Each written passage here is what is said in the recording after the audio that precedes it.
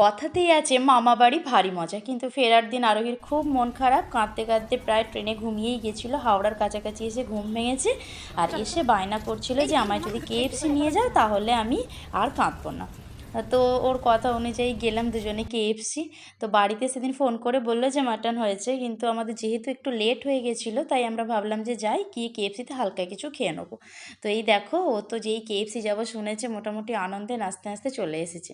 আর এখানে ওর একটু প্রবলেম হচ্ছিলো ড্রেসটা নিয়ে, তো আমি একটু চেঞ্জ করিয়ে দিলাম। আর ও এই যে বলছে আমি খুব হ্যাপি মাম্মা।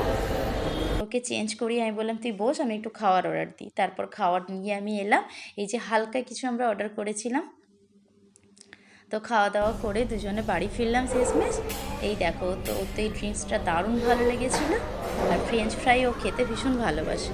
তারপর কিছু সেলফি তুললাম, সেলফি তুলে আমরা ধীরে সুস্থে বাড়ি পৌঁছলাম। তো বাই বাই, ততক্ষণ পর্যন্ত নেক্সট ভিডিওতে দেখা হবে।